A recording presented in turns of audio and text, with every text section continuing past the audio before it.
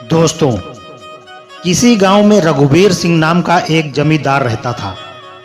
वह बेहद अमीर था, लेकिन उतना ही अहंकारी भी।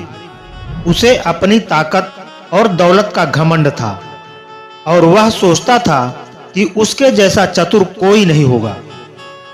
उसकी महलनुमा हवेली में कई नौकर चाकर थे, लेकिन उनमें से कोई भी उससे खुश नहीं था, क्योंकि वह किसी की इज्जत नहीं करता था और बिना कारण उन्हें डांटता फटकारता रहता था। रघुवीर सिंह के पास अनगिनत खेत, बाग, बगीचे और नौकर चाकर थे। उसका काम बस महल में बैठकर आदेश देना था। गांव के लोग उसकी चालाकी से परेशान रहते थे, क्योंकि वह अक्सर उनकी जमीन हड़पने के लिए अजीबोगरीब चाल चलता था। इसी महल में रत्ना नाम की एक नौकरानी थी, जो बहुत गरीब थी, लेकिन बहुत ही चतुर और समझदार। जहां बाकी नौकर जमींदार से डरते थे, वहीं रत्ना उसकी मूर्खताओं को समझकर भीतर ही भीतर हंसती थी। वह जानती थी कि जमींदार केवल अपनी ताकत और धन के कारण सबको दबाए रखता है, लेकिन असल में वह बहुत ही नासमझ और अंधविश्वासी व्यक्ति था। रघुवीर सिंह का एक अजीब शौक था। वह हर सुबह अपने दरबार में गांव वालों को बुलाकर अजीब अजीब सवाल पूछता था और जो सही जवाब नहीं दे पाता उसे सजा देता था। लोग उसकी मूर्खतापूर्ण हरकतों से तंग आ चुके थे, लेकिन मजबूरी में उसे झेलते थे। एक दिन उसने दरबार में ऐलान किया, जो कोई भी मुझे दुनिया का सबसे चतुर व्यक्ति साबित कर देगा, उसे इनाम मिलेगा, लेकिन जो मेरी बुद्धिमानी पर सवाल उठाएगा, उसे कठोर दंड दिया जाएगा। गांव के लोग सहम गए। वह जानते थे कि जमींदार में चतुराई तो दूर दूर तक नहीं थी, लेकिन कोई भी उसकी बात का विरोध करने की हिम्मत नहीं कर सकता था। रत्ना यह सब देख रही थी। उसने मन ही मन ठान लिया कि जमींदार को उसकी असली औकात जरूर दिखाएगी। अगले दिन जब दरबार लगा तो रत्ना ने धीरे से कहा, मालिक, क्या मैं एक सवाल पूछ सकती हूँ? अगर आप सच में सबसे चतुर हैं, तो आप मेरे सवाल का जवाब जरूर दे पाएंगे। जमींदार हंस पड़ा और बोला, पूछो, लेकिन याद रहे, अगर तुमने बेकार सवाल पूछा तो सजा के लिए तैयार रहना। रत्ना ने मुस्कुरा कर कहा, मालिक, यह बताइए कि दुनिया में सबसे कीमती चीज क्या है? जमींदार ने सोचा और तुरंत जवाब दिया, सोना सबसे कीमती होता है। रत्ना ने धीरे से सिर हिलाया और कहा, मालिक, अगर यह सच होता तो बीमार आदमी सोने के बदले अपनी जान खरीद सकता था, लेकिन ऐसा नहीं होता। इसलिए सबसे कीमती चीज जीवन और समय है। दरबार में सन्नाटा छा गया। सबको समझ आ गया कि जमींदार मूर्ख है, लेकिन कोई कुछ नहीं कह सकता था। जमींदार को यह बर्दाश्त नहीं हुआ कि एक नौकरानी ने उसे गलत साबित कर दिया। उसने गुस्से में कहा, तुम बेमतलब की बातें कर रही हो। असली चतुराई तो यह है कि इंसान अपनी दौलत बढ़ाए। मैं दुनिया का सबसे चतुर आदमी हूं, क्योंकि मैं सबसे अमीर हूं। रत्ना ने मुस्कुराकर कहा, अगर अमीरी ही चतुराई का प्रमाण होती तो पेड़ सबसे चतुर होते, क्योंकि वे बिना मेहनत के फल फूल से भर जाते हैं। लेकिन चतुर वही होता है जो अपनी बुद्धि से मुसीबत से बाहर निकल सके। यह सुनकर दरबार में हंसी की लहर दौड़ गई। लोग मुस्कुराने लगे, लेकिन जमींदार का चेहरा गुस्से से लाल हो गया। उसे लगा कि रत्ना उसकी बेइज्जती कर रही है, लेकिन रत्ना समझ गई थी कि जमींदार उसकी बातों से तिलमिला रहा है। वह अब सोच रही थी कि कि सही समय आने पर उसे और बड़ा सबक सिखाया जाए। रत्ना की चतुराई से जमींदार रघुवीर सिंह को गहरा धक्का लगा था, लेकिन वह इसे स्वीकार नहीं कर सकता था। वह अपने आप को दुनिया का सबसे चतुर इंसान मानता था और यह सोच भी नहीं सकता था कि एक साधारण नौकरानी उसे गलत साबित कर दे। वह इस अपमान को भूल नहीं पाया और अंदर ही अंदर रत्ना से बदला लेने की योजना बनाने लगा। उसी समय राजा के दरबार से एक संदेश आया और प्रतिष्ठित व्यक्तियों को एक भव्य राजा ने अपने राज्य के सभी बड़े जमींदारों को समारोह में आमंत्रित किया था। समारोह के दौरान एक विशेष खेल रखा गया था, जिसमें विजेता को राजा की तरफ से बहुमूल्य इनाम मिलने वाला था। रघुवीर सिंह ने जब यह सुना तो वह बेहद उत्साहित हो गया। उसे लगा कि यह उसके लिए अपनी चतुराई साबित करने का बेहतरीन मौका है। उसने सोचा कि अगर वह यह खेल जीत लेता है तो पूरे राज्य में उसकी धाक जम जाएगी और रत्ना जैसी नौकरानी फिर कभी उसके सामने बोलने की हिम्मत नहीं करेगी। रत्ना ने जब यह सुना तो मन ही मन मुस्कुराई। उसे पता था कि जमींदार जितना मूर्ख है उतना ही अभिमानी भी। उसने सोचा कि यह सही मौका है जमींदार को सबक सिखाने का। अगले ही दिन जमींदार राजा के दरबार में पहुंचा। वहां पूरे राज्य के जमींदार और बुद्धिजीवी लोग उपस्थित थे। राजा ने घोषणा की कि यह प्रतियोगिता बुद्धिमत्ता की परीक्षा है। इसमें भाग लेने वालों को 3 कठिन पहेलियों का सही उत्तर देना होगा। जो भी इन पहेलियों का उत्तर नहीं दे पाएगा उसे अपनी आधी संपत्ति राजकोष में जमा करनी होगी और जो विजेता होगा उसे राज्य के सम्मान और इनाम मिलेगा। जमींदार यह सुनकर और भी जोश में आ गया। वह सोचने लगा, मेरे पास इतनी दौलत है, मैं चाहे जितनी भी संपत्ति हार जाऊं कोई फर्क नहीं पड़ेगा, लेकिन अगर जीत गया तो मैं सबसे चतुर कहलाऊंगा। उसने बिना सोचे समझे प्रतियोगिता में भाग लेने का फैसला कर लिया। पहली पहेली पूछी गई कि ऐसी कौन सी चीज है जो जल में भीगती नहीं और आग में जलती नहीं। दरबार में सन्नाटा छा गया। कुछ लोग सोचने लगे, लेकिन जमींदार को इसका जवाब नहीं पता था।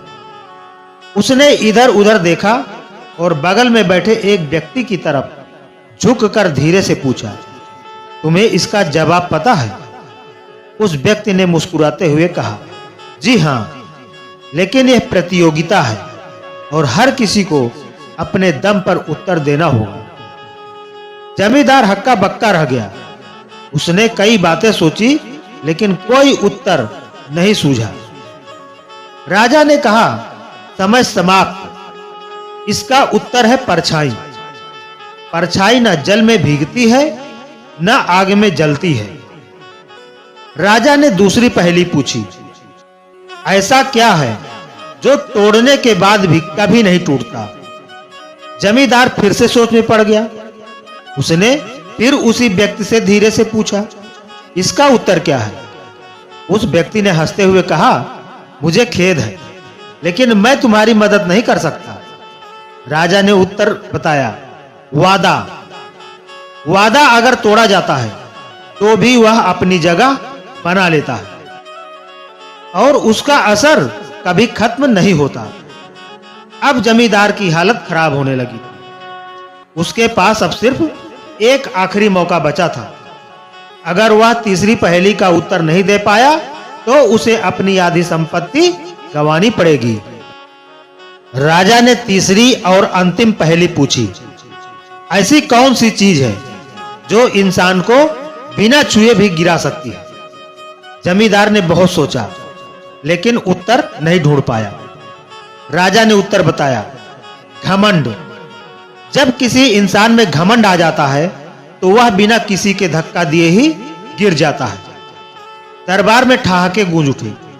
राजा ने आदेश दिया कि जमींदार को अपनी आधी संपत्ति राजकोष में जमा करनी होगी। रघुवीर सिंह के चेहरे का रंग उड़ गया। उसने इतनी बड़ी गलती कर दी थी, लेकिन अब कुछ नहीं हो सकता था। वह भारी मन से अपने महल लौटा। अब रत्ना को वह चाल चलनी थी जिससे जमींदार को उसकी असली औकात का एहसास हो। जमींदार रघुवीर सिंह को राजा की प्रतियोगिता में हारने का बड़ा धक्का लगा था। उसके आधी संपत्ति राजकोष में चली गई थी और अब वह पूरे राज्य में मजाक बन चुका था। हर जगह उसके मूर्खता के चर्चे हो रहे थे। जमींदार को यह सहन नहीं हो रहा था। वह किसी भी तरह अपनी खोई हुई प्रतिष्ठा वापस पाना चाहता था। इसी बीच रत्ना को एक और शानदार योजना सूझ गई। उसने सोचा, अगर जमींदार को एक और बार मूर्ख बनाया जाए तो शायद उसका अभिमान हमेशा के लिए खत्म हो जाए। उसने एक चाल चली जिससे जमींदार को ऐसा सबक मिले जिसे वह जिंदगी भर ना भूल पाए। रत्ना ने जमींदार के सबसे विश्वसनीय सेवक को गुप्त रूप से बुलाया और उसे एक खास योजना समझाई। फिर उसने यह खबर फैलाई कि पड़ोसी राज्य के एक बड़े व्यापारी के पास एक ऐसा जादुई पत्थर है जो जिसके पास रहेगा वह कभी हार नहीं सकता। जमींदार ने जब यह सुना तो उसकी आंखें चमक उठी। उसने सोचा, अगर यह पत्थर मुझे मिल जाए तो मैं फिर से ताकतवर बन सकता हूं। उसने बिना देर के अपने खास सेवक को उस व्यापारी से वह पत्थर लाने के लिए भेज दिया।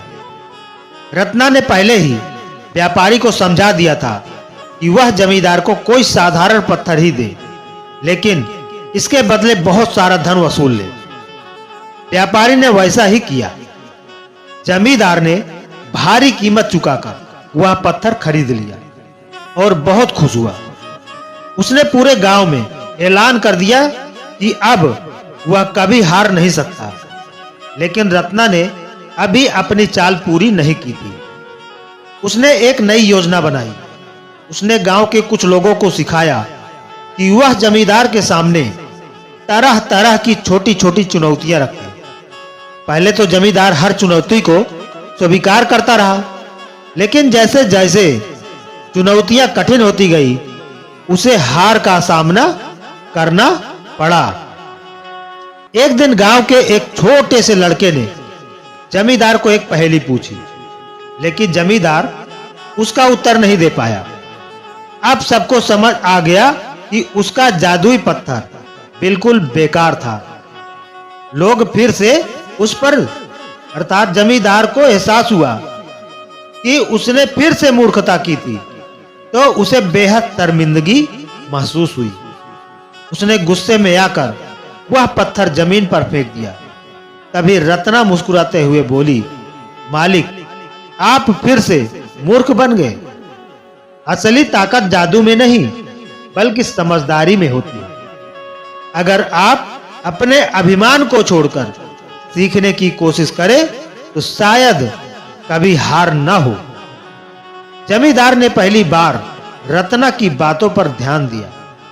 उसने महसूस किया कि उसका अभिमान ही उसकी सबसे बड़ी कमजोरी थी।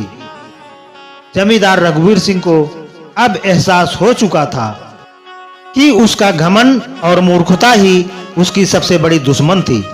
लेकिन अहंकार इतनी जल्दी नहीं छोड़ता। उसके मन में अब भी यह विचार था कि वह अपनी प्रतिष्ठा वापस कैसे पाए। उसने सोचा, अगर मैं कुछ ऐसा करूं जिससे लोग फिर से मेरी इज्जत करें तो मेरा खोया हुआ सम्मान लौट सकता है। इसी दौरान पड़ोसी राज्य से खबर आई कि वहां के राजा ने एक बड़ी चुनौती रखी है।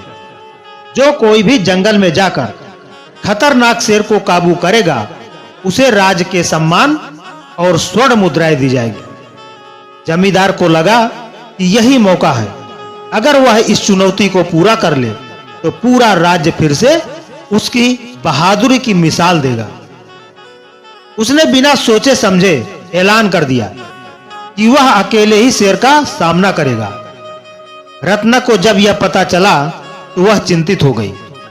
वह जानती थी कि जमींदार बहादुर नहीं बल्कि मूर्ख है। अगर वह जंगल में गया तो शेर के हाथों मारा जाएगा। उसने तुरंत एक योजना बनाई। रत्ना ने गांव के कुछ युवकों को इकट्ठा किया और उन्हें अपनी योजना समझाई। उसने जंगल के उस इलाके की जानकारी जुटाई जहां शेर अक्सर देखा जाता था। फिर उसने गांव के सबसे चतुर शिकारी से मदद ली।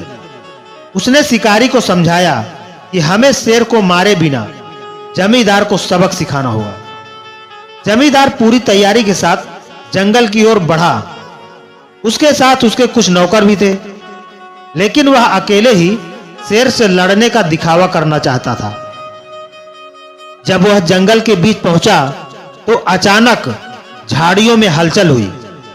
जमींदार के चेहरे का रंग उड़ गया। एक बड़ा शेर उसकी ओर बढ़ रहा था। डर के मारे उसके पैरों ने काम करना बंद कर दिया। वह न आगे बढ़ सका न पीछे हट सका। तभी रत्ना की योजना के अनुसार शिकारी और उसके साथी पीछे से आ गए। उन्होंने शेर को जाल में फंसा लिया, जिससे वह भाग नहीं सकता था। लेकिन जमींदार को लगा कि शेर सच में उस पर हमला करने वाला था। उसने डर के मारे अपनी तलवार फेंक दी और घुटनों के बल बैठ गया। वह कांपते हुए बोला, मुझे माफ कर दो, मैं अपनी इज्जत बढ़ाने आया था, बहादुरी दिखाने नहीं। गांव के युवक और शिकारी उसकी इस आदत को देखकर हंस पड़े। रत्ना भी सामने आई और बोली, मालिक, असली बहादुरी दिखावे में नहीं होती। अगर आप अपनी बुद्धि का सही इस्तेमाल करें तो शायद आप फिर से सम्मान पा सकते हैं। जमींदार को पहली बार अपनी गलती का एहसास हुआ था। अपनी गलती महसूस किया कि रत्ना सही कह रही थी। उसने पहली बार अपने अहंकार को छोड़कर स्वीकार किया कि वह गलत था। उसने रत्ना से कहा कि सच्ची बुद्धिमानी विनम्रता में है। गांव लौटने के बाद जमींदार ने अपनी पुरानी आदतें बदल ली। उसने लोगों के साथ कहा, तुम हमेशा सही कहती थी, लेकिन मैंने कभी तुम्हारी बात नहीं मानी। अब मैं समझा, न्याय करना शुरू किया, गरीबों की मदद करने लगा और खुद को सुधारने की कोशिश करने लगा। धीरे धीरे गांव वालों ने इसे फिर से सम्मान देना शुरू कर दिया। रत्ना की चतुराई और धैर्य ने एक मूर्ख जमींदार को एक बेहतर इंसान बना दिया।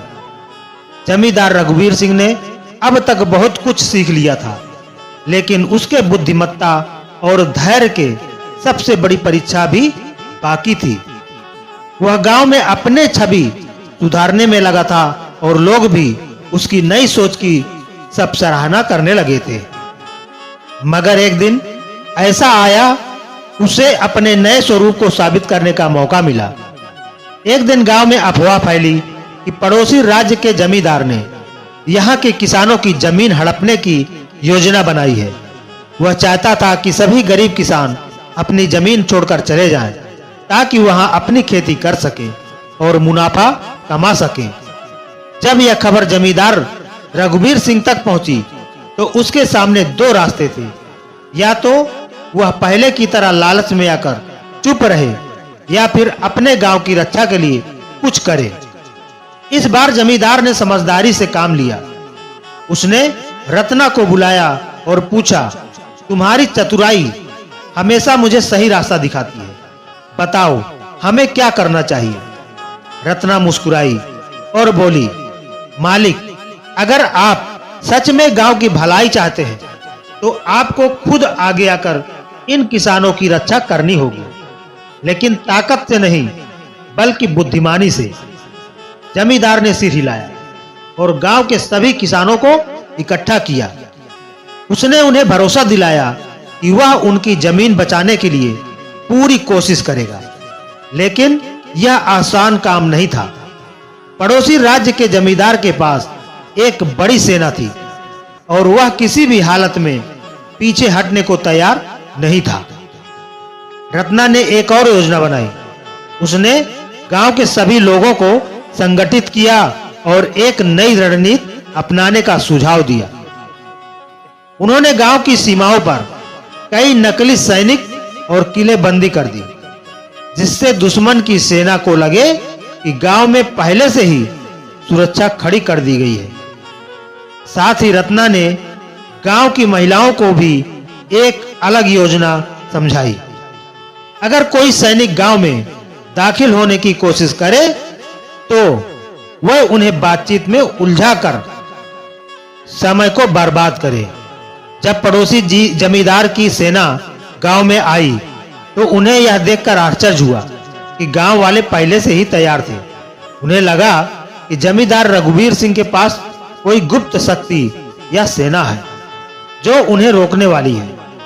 डर के मारे उन्होंने बिना युद्ध किए ही पीछे हटने का फैसला कर लिया। गांव के लोग जीत गए और इस बार बिना किसी हिंसा के यह जीत केवल जमींदार की नहीं बल्कि पूरे गांव की थी और इसका पूरा श्रेय रत्ना की चतुराई और जमींदार की बदली हुई सोच को जाता था। इस घटना के बाद जमींदार ने खुद को पूरी तरह से बदल लिया था।